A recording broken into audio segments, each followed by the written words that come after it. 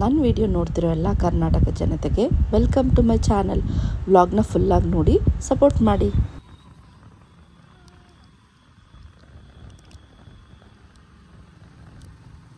ಇನ್ನು ಈ ವ್ಲಾಗ್ ಬಂದು ನಾವು ಕುಂಭಮೇಳದಿಂದ ಅಂದರೆ ಪ್ರಯಾಗ್ರಾಜಿಂದ ಡೆಲ್ಲಿಗೆ ಹೊರಡೋ ಸಮಯ. ಸೊ ನಾವು flixbus.com ಬಸ್ನ ನಾವು ಬುಕ್ ಮಾಡ್ಕೊಂಡಿದ್ವಿ. ಸೊ ನಾವು ಬಂದಿದ್ದು ಅದೇ ಬಸ್ಸಲ್ಲೇ, ಹೋಗ್ತಿರೋದು ಅದೇ ಬಸ್ಸಲ್ಲೇ.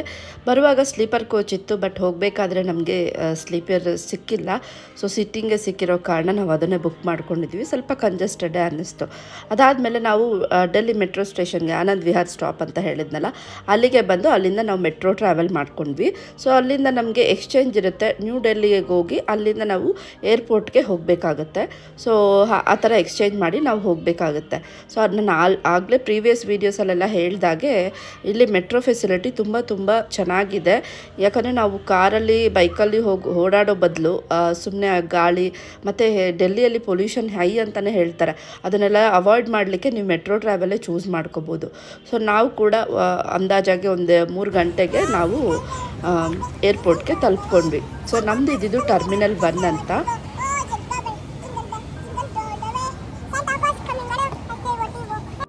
ಸೊ ನಾವು ಅರೈವಲ್ ಆಗಿದ್ದು ಟರ್ಮಿನಲ್ 2ಗೆ ಫಸ್ಟ್ ಬಂದಾಗ ಡೆಲ್ಲಿಗೆ. ಬಟ್ ಇವಾಗ ಡಿಪ್ಯಾಚರ್ ಆಗ್ತಿರೋದು ಟರ್ಮಿನಲ್ 1ಇಂದ. ಟರ್ಮಿನಲ್ 1 ಆ್ಯಂಬಿಯನ್ಸ್ ಎಲ್ಲ ತುಂಬ ಚೆನ್ನಾಗೇ ಇದೆ, ಒಳಗಡೆ ನೋಡ್ಬೋದು.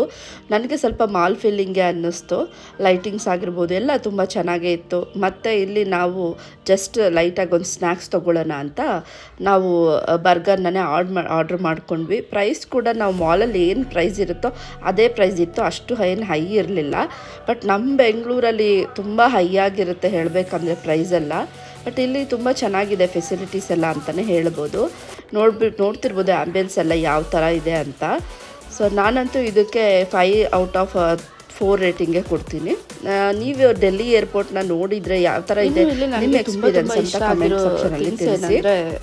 ಸೊ ಇಲ್ಲಿ ಸಿಟ್ಟಿಂಗ್ ಅಂದರೆ ವೆಯ್ಟಿಂಗ್ ಹಾಲಲ್ಲಿ ಬಂದುಬಿಟ್ಟು ನಿಮಗೆ 3 ಟೈಪ್ಸ್ ಇರುತ್ತೆ. ಒಂದು ಬಂದುಬಿಟ್ಟು ಆಫೀಸ್ ವರ್ಕ್ ಟೇಬಲ್ ಇರುತ್ತೆ, ಸೆಕೆಂಡ್ ಬಂದುಬಿಟ್ಟು ನಾರ್ಮಲ್ ಸಿಟ್ಟಿಂಗ್ ಇರುತ್ತೆ, ಥರ್ಡ್ ಬಂದುಬಿಟ್ಟು ಸೆಮಿ ಸ್ಲಿಪ್ ಬೆಡ್ಸ್ ಇರುತ್ತೆ. ಸೊ ಎಲ್ಲ ಥರ ಕಂಫರ್ಟಾಗಿರೋ ವೆಯ್ಟಿಂಗ್ ಹಾಲ್ನಲ್ಲೇ ಇಲ್ಲಿ ಮಾಡಿದರು.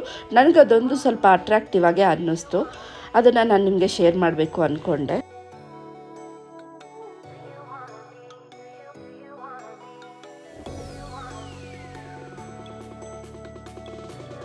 ಸೊ ಇಲ್ಲಿ ನಮಗೆ ಫುಡ್ ವಿಷಯಕ್ಕೆ ಬಂದರೆ, ಇಲ್ಲಿ ಸೌತ್ ಇಂಡಿಯನ್ ಫುಡ್ ಬಂದುಬಿಟ್ಟು ಓನ್ಲಿ 2 ಇಡ್ಲೀಸ್ಗೆ ನಮಗೆ 300 ರೂಪೀಸ್ ಅಂತ ಚಾರ್ಜ್ ಆಗುತ್ತೆ. ನಾನದು ವರ್ತ್ಲೆಸ್ ಅಂತಲೇ ಹೇಳ್ತೀನಿ. ಅಷ್ಟು ದುಡ್ಡು ನಮ್ಮ 300 ರೂಪಾಯಿಗೆ ನಾವು ಇಡೀ ಫ್ಯಾಮಿಲಿನ ನಮ್ಮ ಬೆಂಗಳೂರಲ್ಲಿ ತಿನ್ಬಿಡ್ಬೋದು. ಇನ್ನು 2 ಅವರ್ ಟೈಮ್ ಇರುತ್ತೆ.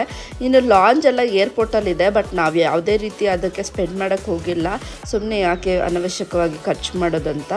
ಸೊ ಅದಾದಮೇಲೆ ನಮಗೆ ಡಿಪ್ಯಾಚರ್ ಟೈಮ್ ಆಗೋಯಿತು. ಸೊ ನಾವಿನ್ನು ಹೊರಟಿದ್ದೀವಿ ಬಸ್ಸಲ್ಲಿ ನಮ್ಮ ಏರೋಪ್ಲೇನ್ ಹತ್ರ ನೋಡ್ಬೋದು.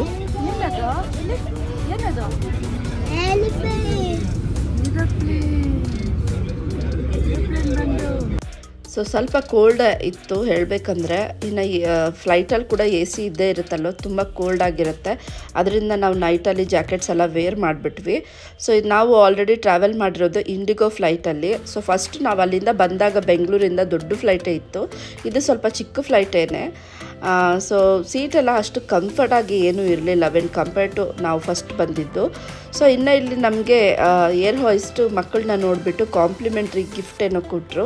ಸೊ ಅದರಲ್ಲಿ ಫುಡ್ ಐಟಮ್ಸ್ ಇತ್ತು. ಮಕ್ಕಳಿಗೆ ನನ್ನ ಮಗ ಅನ್ಪ್ಯಾಕ್ ಮಾಡ್ತಿದ್ದಾನೆ. ಸೊ ಅದರಲ್ಲಿ ಚಿಪ್ಸ್ ಆಗಿರ್ಬೋದು, ಚಾಕ್ಲೇಟ್, ಜ್ಯೂಸು ಎಲ್ಲ ಕೊಟ್ಟಿದ್ರು. ಅವನಿಗೆ ಅಂತೂ ತುಂಬ ಖುಷಿನೇ ಆಯಿತು.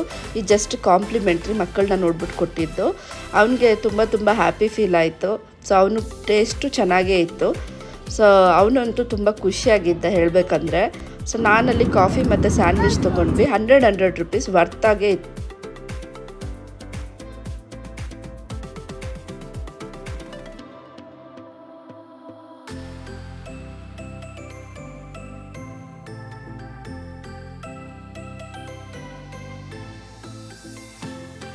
ಸೊ ಫೈನಲಿ ನಾವು ಬ್ಯಾಂಗ್ಳೂರಿಗೆ ರೀಚ್ ಆದ್ವಿ. 12:30 ಹತ್ತತ್ರ ಆಗಿತ್ತು ನೈಟ್.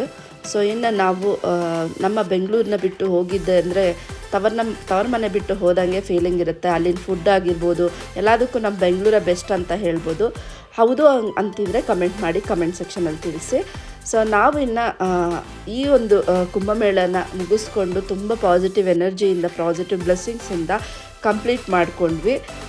ಈ ಥರ ನಮ್ಮ ಒಂದು ವ್ಲಾಗ್ ಕಂಪ್ಲೀಟ್ ಆಯಿತು. ಸೊ ಯಾರೆಲ್ಲ ನನ್ನ ಚಾನಲ್ನ ಸಬ್ಸ್ಕ್ರೈಬ್ ಮಾಡ್ಕೊಟ್ಟಿಲ್ಲ ಸಬ್ಸ್ಕ್ರೈಬ್ ಮಾಡ್ಕೊಳ್ಳಿ, ಯಾಕಂದರೆ ಯಾವುದಾದ್ರೂ ಹೊಸ ವೀಡಿಯೋ ಬಂದರೆ ನಿಮಗೆ ನೋಟಿಫಿಕೇಷನ್ ಅನ್ನೋದು ಬರುತ್ತೆ. ಅದರಿಂದ ಚಾನಲ್ನ ಸಬ್ಸ್ಕ್ರೈಬ್ ಮಾಡ್ಕೊಳ್ಳಿ. ನನ್ನ ವೀಡಿಯೋದಲ್ಲಿ ನಿಮಗೇನೆಲ್ಲ ಇಷ್ಟ ಆಗಿದೆ, ಇಷ್ಟ ಆಗಿಲ್ಲ, ಪಾಸಿಟಿವ್ ನೆಗೆಟಿವ್ ಎರಡೂ ನೀವು ಕಮೆಂಟ್ ಮೂಲಕ ತಿಳಿಸ್ಬೋದು. ಇಲ್ಲ ನಿಮ್ಮ ಅನಿಸಿಕೆಗಳನ್ನ ನನ್ನ ವಾಟ್ಸಪ್ ನಂಬರ್ ಡಿಸ್ಕ್ರಿಪ್ಷನಲ್ಲಿ ಕೊಟ್ಟಿರ್ತೀನಿ, ಅದರಲ್ಲಿ ನೀವು ನನಗೆ ವಾಟ್ಸಪ್ಪಲ್ಲಿ ಮೆಸೇಜ್ ಮಾಡಿ ಕೂಡ ತಿಳಿಸ್ಬೋದು. ನಿಮಗೆ ವೀಡಿಯೋ ಎಡಿಟಿಂಗ್ ಇಂಟ್ರೆಸ್ಟ್ ಇದ್ದಲ್ಲಿ ನನಗೆ ಮೆಸೇಜ್